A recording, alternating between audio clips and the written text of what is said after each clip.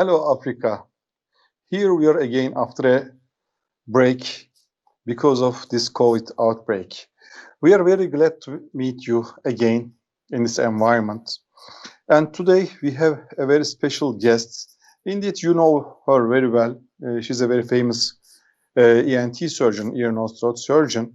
Uh, she had spoken us about hearing deficits before. Today, she has again a very common and very frequently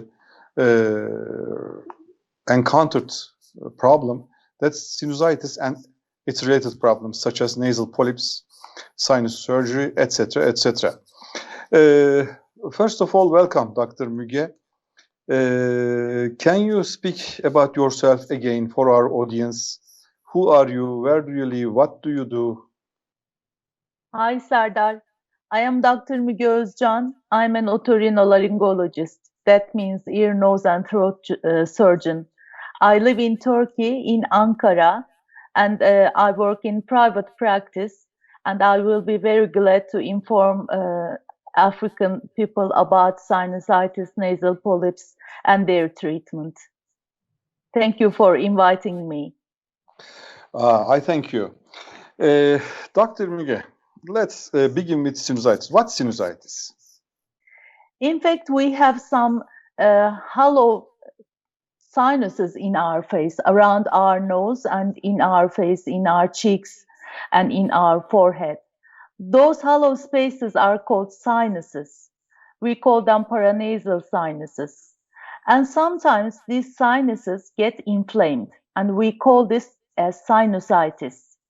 In fact, a sinus infection always goes with a nose infection. So a sinusitis is in fact a rhinosinusitis involving the nose and the sinuses, both of them together.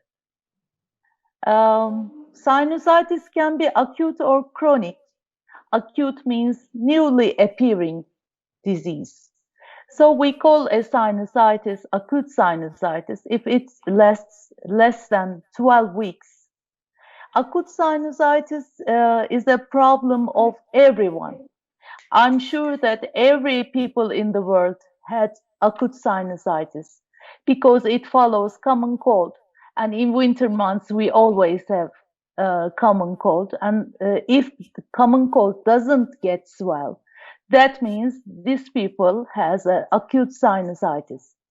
But we have some criteria to call acute sinusitis. For example, if the common cold doesn't get well in 10 days, if there is fever, if there is headache, if there is loss of smell, if there is some severe congestion of nose, we call this acute sinusitis. I want to remind that every headache is not acute sinusitis. In fact, to call a disease as a sinusitis, the person must have problems related to nose. If your headache doesn't have any problems with your sinuses, if you're with your nose, for example, rhinorrhea or congestions, you don't have sinusitis. You have to have some rhinological problems in addition to your headache to have a sinus problem. You mentioned acute sinusitis. This means there is also a chronic sinusitis. Are there two types of sinusitis, acute and chronic, or are there any other types? If time matters, if we are talking on time, there is acute and chronic sinusitis. Acute sinusitis, this means the disease is lasted less than 12 weeks. But if the disease has lasted more than 12 weeks, we call it chronic sinusitis. Chronic sinusitis, yes. Chronic sinusitis, of course, has its types in itself. The most prominent one is the one with nasal polyps and the one without nasal polyps. If you have nasal polyps, you have chronic sinusitis with nasal polyps. If you don't have nasal polyps but have sinus problems and it has been lasting more than 12 weeks, you have chronic sinusitis without nasal polyps. Chronic Nasal polyps. yeah. What are the causes of these types of sinusitis? In acute sinusitis, it is usually infectious. It means viruses and bacteria.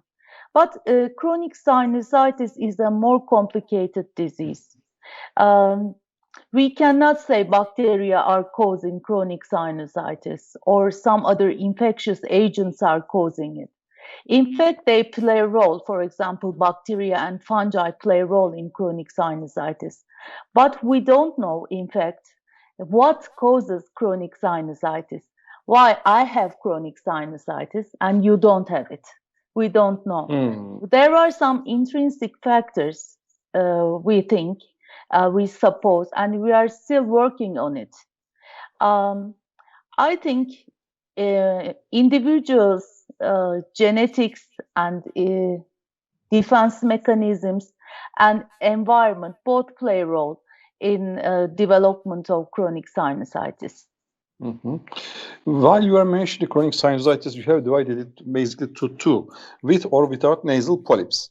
Does this mean that nasal polyps may play a role in the pathogenesis and development of chronic sinusitis?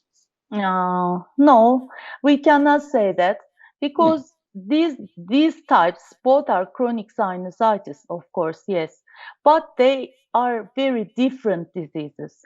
If one person has polyps, we treat him or her in a different way. If he doesn't have polyps, we treat him in such a different way. But we have to know the physical examination of the patient, of course, if she or he has polyps or not, or if she or he has some problems in his nose, not only the sinuses.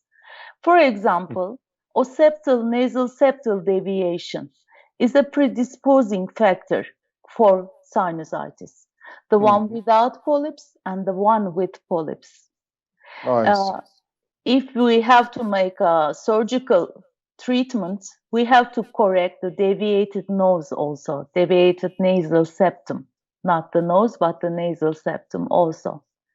So, in fact, in such a common disease, in such a frequently seen disease, we make the treatments individualized.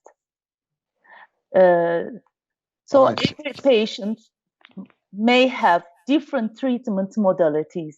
Some may have medical treatment, some may have surgical treatment, and also in surgery itself, we may have very different types of surgeries. I see. What are the symptoms of sinusitis? First, the patient must have symptoms related to his or her nose. As I said previously, first, congestion, nasal congestion, nasal dripping. Nasal dripping can be as rhinorrhea or postnasal. Postnasal drip may also be a symptom. And also some problems with some other problems, anosmia or hyposmia. The sense of smell decreases in sinusitis most of the time. And the severity, according to the severity of the sinusitis, the patient may have some headache or fullness in his head. Those are the signs of sinusitis.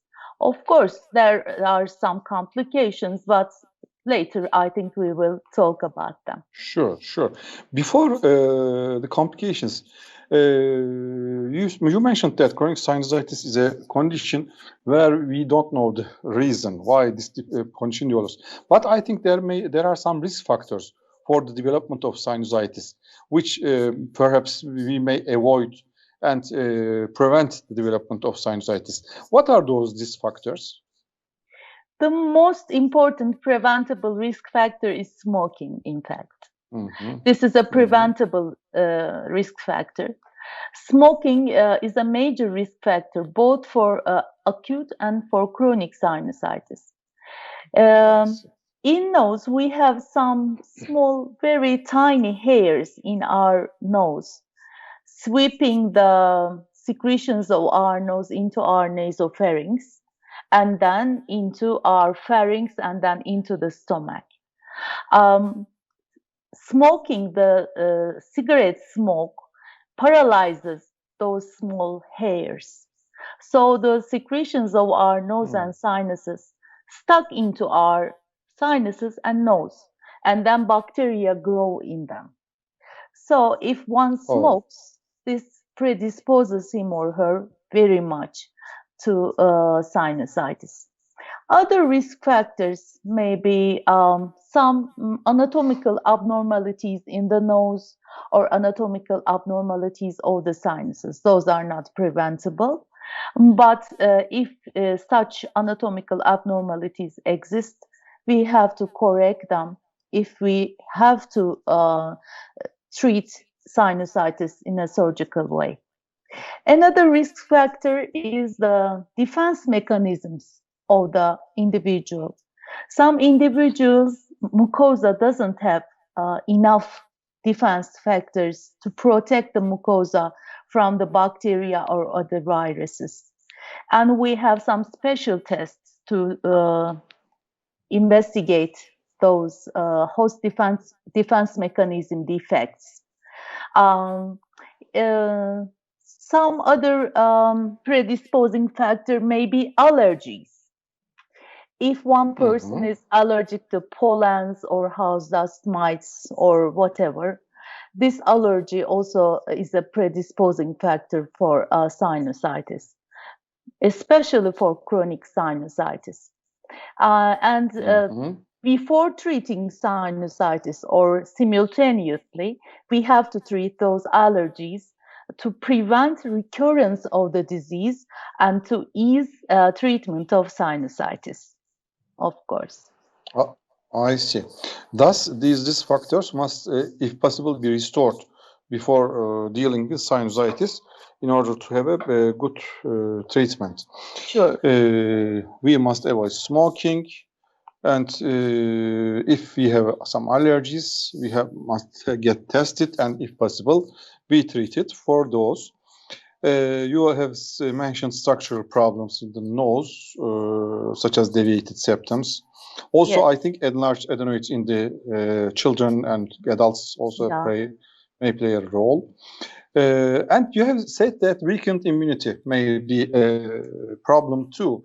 And you have mentioned that some people have weakened defense mechanisms in their mucosa, while others do not have these problems. In those days of COVID outbreak, lots of people ask that, may I use something to boost my immunity, to increase my immunity to any kind of problem? Is there such a thing, let's say, or something that we can take, drink, put on, or whatever we do, and increase our immunity? Well, I think the best immunity booster is feeding well. I mean, not junk food, a lot of vegetables, a lot of fruits, and a lot of water. Not those beverages, sugary beverages, but water. And then sleeping well, 8 hours, 7 hours a night is a very well immunity booster, I think. And keeping out of stress, if possible, is also very good for immunity. But I cannot say such, eat this and drink this and everything will be okay. I'm sorry for that. Yeah. Indeed, this is the very basic knowledge of every physician. You must not give something if that thing is not deficient in a people. Some people use lots of vitamins and indeed for nothing because they are not deficient in that. If you are not deficient, then you don't need that. I agree with you. Go to your local bazaar and whatever you find, you can buy it over there and eat them. to be healthy. Yes, That's the yes. very basic of this. Okay, let's stay on our topic. We have spoken about risk factors, symptoms, kinds of sinusitis, and let's know that how do you diagnose this sinusitis? Because lots of these problems are, I think, seen in lots of conditions. For example, headaches or nasal drips. How do you diagnose sinusitis? It's simple. We just talk to the patient and examine him. That's all. We don't need any other imaging, X-rays, or other tests to diagnose sinusitis. I'm talking about first diagnosis of sinusitis, of course. When the patient has typical symptoms, the nasal symptoms, as I mentioned, congestion and rhinorrhea or postnasal drip, and some fullness in his head or headache, then we examine the patient and we look at the internal structures of the nose. We can do it with an endoscope, or we can use a nasal speculum and our eyes just to see. And in nose, we have some special findings for sinusitis. For example, edema of the internal nasal structures or pus coming through the sinus ostia. If we see them, we say, okay, this patient has sinusitis, and we first give a medical treatment to this patient. If he has nasal polyps, we give another medical treatment. If he doesn't have nasal polyps, we give another one. And then we follow the patient for the outcomes of the treatment, of course. And we call them for follow-up the patient and see if the symptoms are getting well.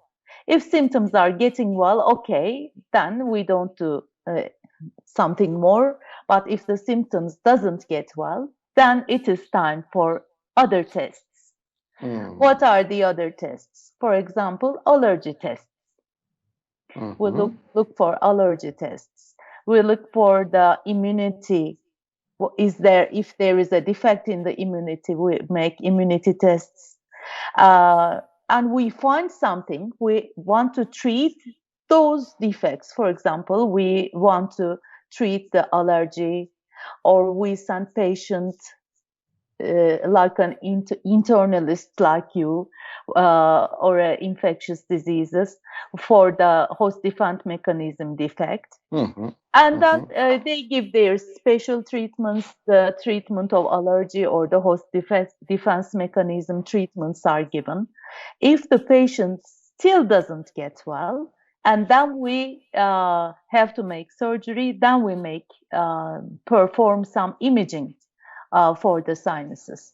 Because those imaging, especially computerized tomography, is our plan for surgery. What we will do in surgery, what we will take out, what are the risks of surgery for this patient, because sinuses are situated between our nose, our eyes, and our brain. So this surgery is quite dangerous, but not dangerous, but needing experience and attention. So we look at the normal structures of the patient. We look at the pathological structures, and we plan surgery after imaging. Very good.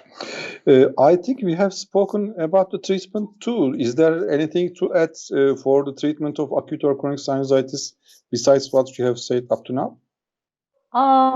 Well, I must mention that in acute sinusitis, if it is not bacterial, we understand a bacterial one like that. For example, a very high fever above 38 degrees Celsius. Or if we are afraid of some complications, we give patients antibiotics. But apart from this, the treatment of acute sinusitis does not necessitate antibiotics. Antibiotic use. Yeah, we can give some decongestants, nasal douche, some painkillers if there is severe pain, hydration of the patient and some rest. Most of the cases with acute sinusitis get well without antibiotics and just by supportive care. Very good. Chronic sinusitis, this is a different story. Hmm. If there are polyps, we first give medical treatment, and medical treatment, the mainstay of medical treatment is corticosteroids. We can give them orally or into the nose as drops or nasal washings. Yeah. We can administer the patient. We most of the time have to give antibiotics also, because around those polyps a lot of bacteria colonize. But 95% of the patients with nasal polyps need surgery. Yeah. Yes. If there are no nasal polyps, medical treatment, yes, in 50% of the patients is effective. And medical treatment consists of nasal steroids, antibiotics, nasal douche, and sometimes other nasal applications. And if it doesn't work, we have to perform surgery in those patients too. I see. We have talked about nasal polyps several times in this sinusitis topic indeed.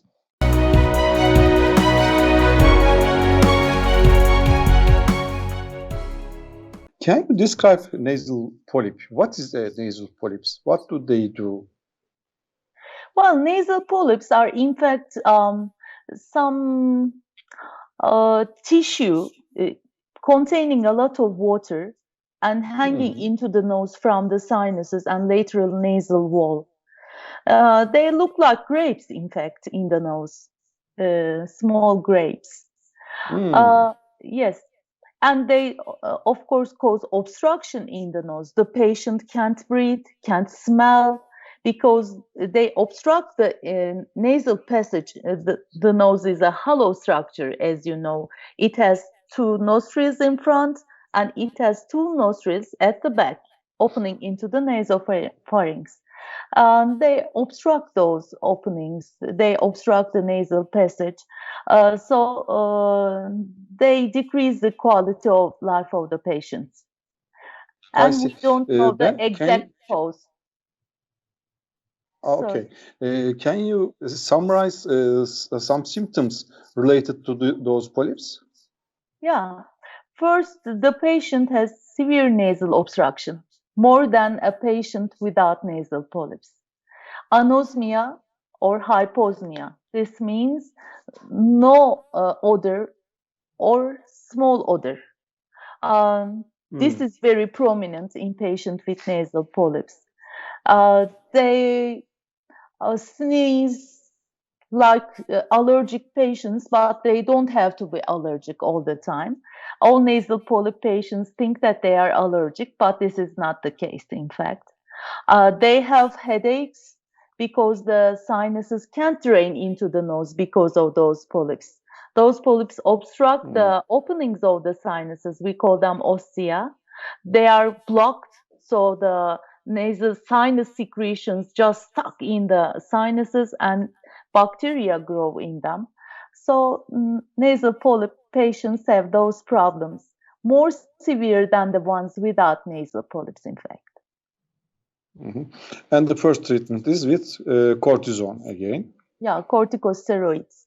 We can give them orally or intranasally. But most of patients will need surgery, huh?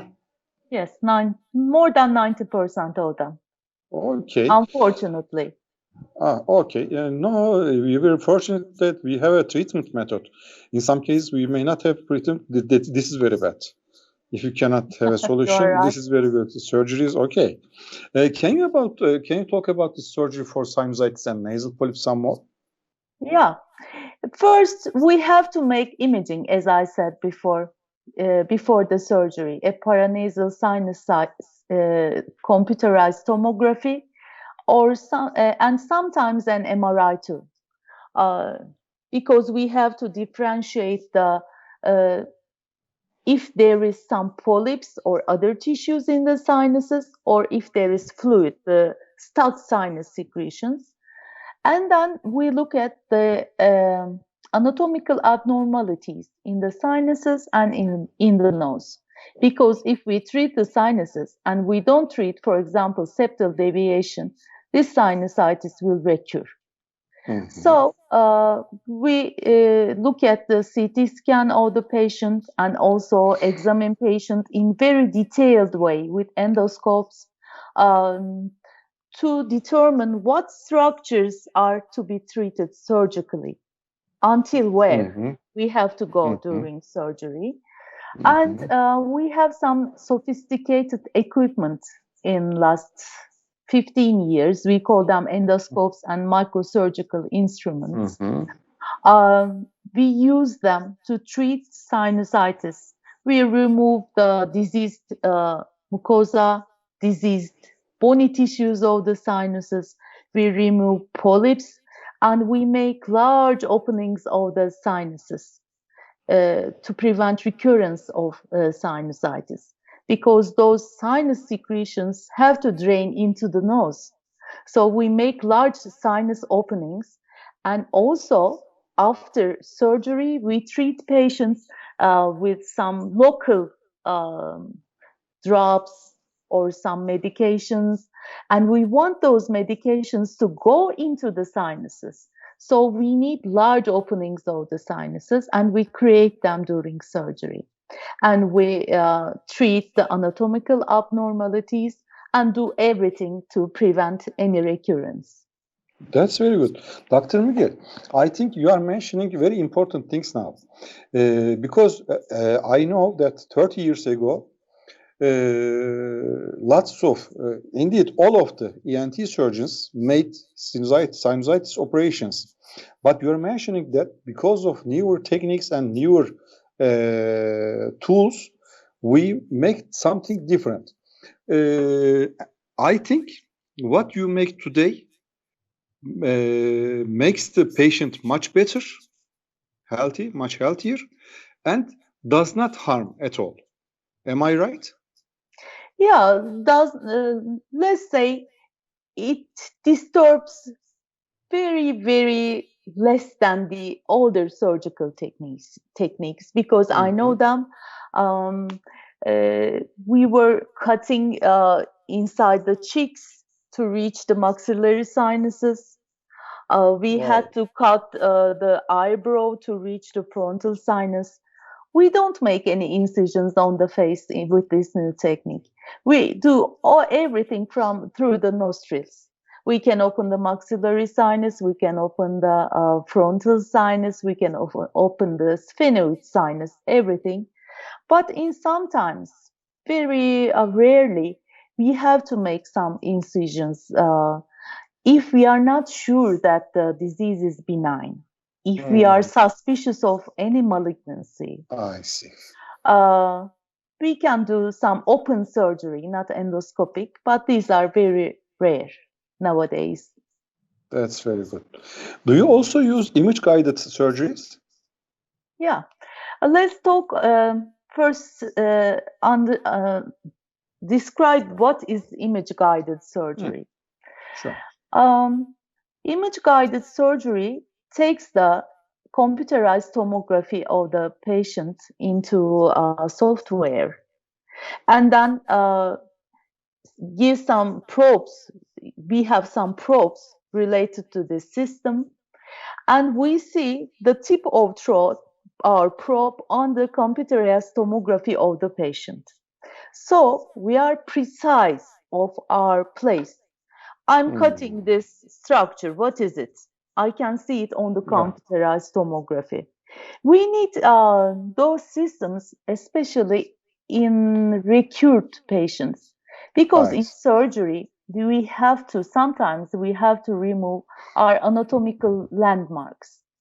So we may not know if this is the eye, if this is the brain, or if this is the diseased sinus tissue. Image-guided surgery makes this thing very easy for us. We just touch the structure with our instrument tip, and we see if this is nose, if this is optic nerve, if this is brain, or if it is just a diseased tissue. So we use image guided surgery in complicated nasal polyp cases. We are talking about sinusitis, and in revision cases, not to harm the patient, not to decrease the quality of life of the patient, and also decrease the recurrence. That's very important. So the patient recovers easily and without any defects, without Yeah, almost any complication. Yeah, it's very important. And here you can easily use this. Every patient can easily have this opportunity. Needed. Sure. That's a very important difference, an important thing for all the patients to think about. Okay, you have performed some surgery to the patient. What happens after then? How does the patient recover? Is it easy, or must the patient do something else? Well, of course, this is surgery. And after surgery, every surgical procedure has its own risks and benefits, of course. And the patient must be careful about some things after surgery. For example, he must not carry heavy things because nose is a very bloody organ. And we may made in surgery some open wounds in the wound. We cannot suture those wounds in the nose, so there are some open wounds. So if the patient lifts very heavy things just after surgery, bleeding can occur.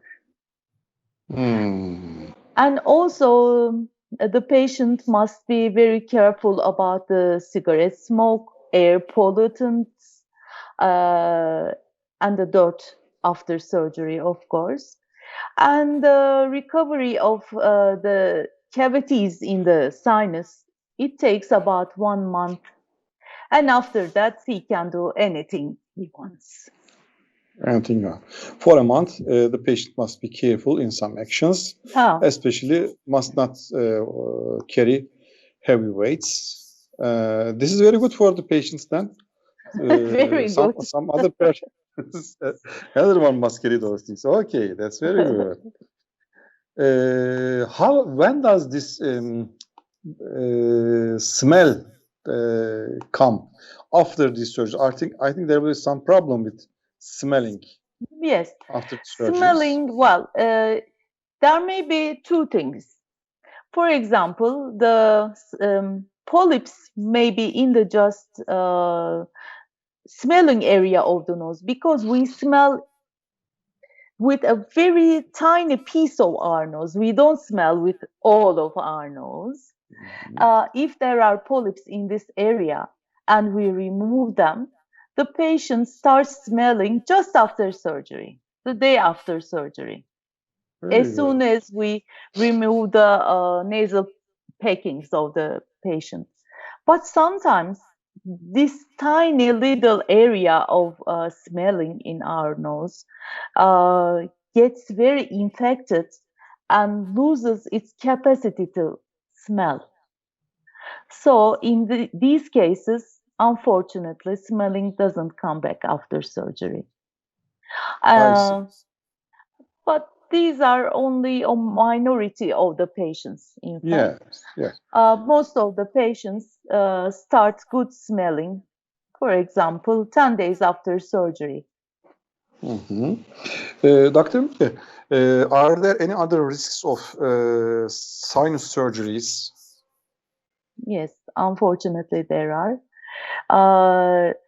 Because there are some very big risks, so this surgery must be done by experienced people.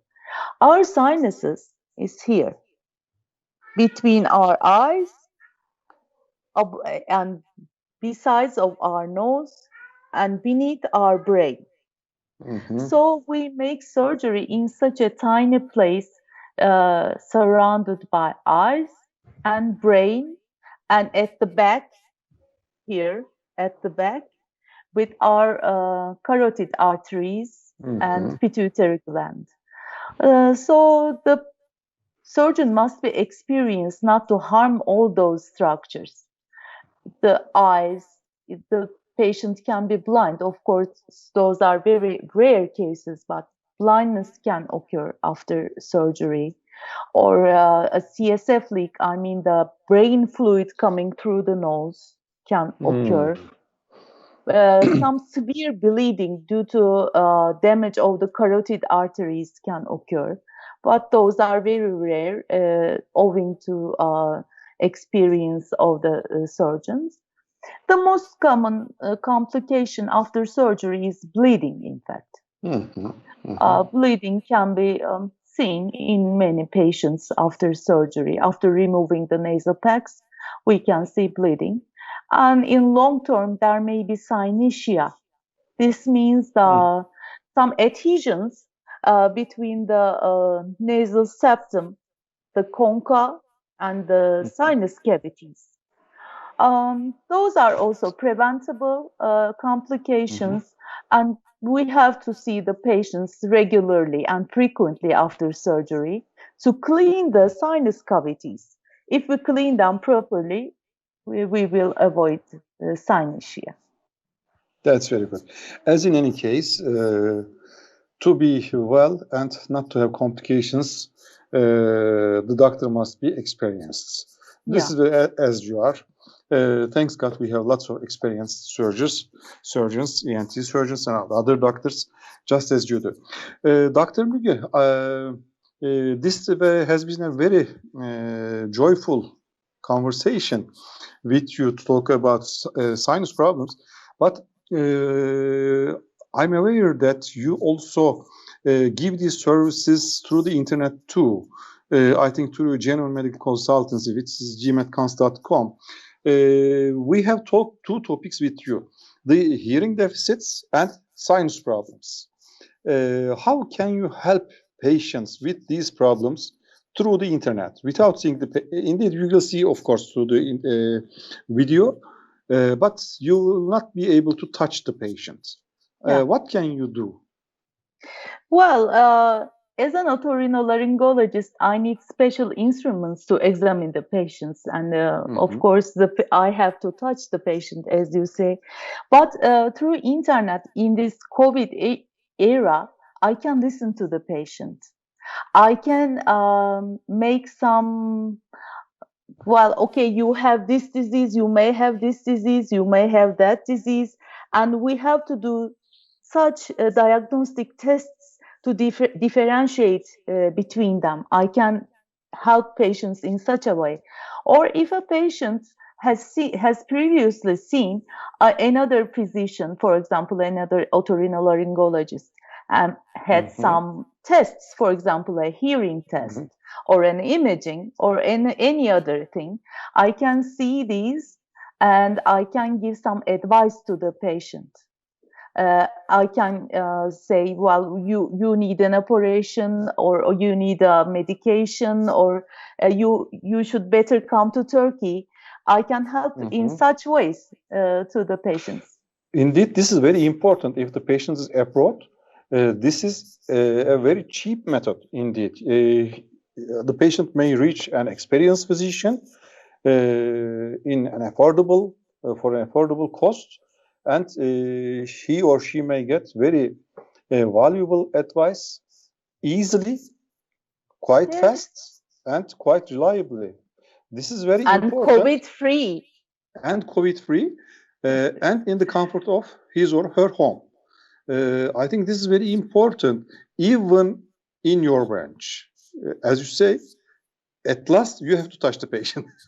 In any case, okay, I can say, I have to touch you. Please come, or go to another otorhinolaryngologist. I can say that.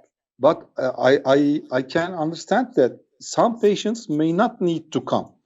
In some conditions, you may advise some medicines. She or he may use them. Maybe he or she can get well. But in sometimes, you can easily say that you have this kind of operation. These are the risks. These are what we shall do. These are what we can do when we can do. Lots of information can be given to the patient without leaving, not his country, even without leaving his home. This is, I think, very, very important, and this is very affordable. Dr. Müge, thank you very much. And let's have your last words about this speech, otorhinolaryngology and general condition, whatever you want to say. Okay, I wish everybody first a COVID-free free days and healthy days, and please don't put anything into your nose without a physician's advice. So this is very important for us otorhinolaryngologists. Also to your ear too. Yes. Yes. Please. Okay. This is very important. It has always been pleasure for me to talk to Dr. Müge, to see her and to listen to her valuable advices every time since 30 or 35 years. Yeah. And each time she talked about different things and very valuable things. Today she has also taught us important things about sinusitis. We can sometimes underestimate the importance of sinusitis, but as she showed the position of the sinuses, closeness to the ear, nose, brain, these are very serious organs in that you must not damage any of them. Then we can understand how close the infection to these vital organs. Thus, we have to be careful about the treatment of this sinusitis too. Okay, Africa, it has always been nice to be with you too. I think you have enjoyed this show too. If you have any questions about this subject or other health issues, please contact us through info@gmedcons.com or the WhatsApp number you're seeing on the screen now. We can always try to help you. Dr. Müge, thank you again for this very nice conversation with you. Thank you, Sardar. Bye. Bye. Bye, Africa.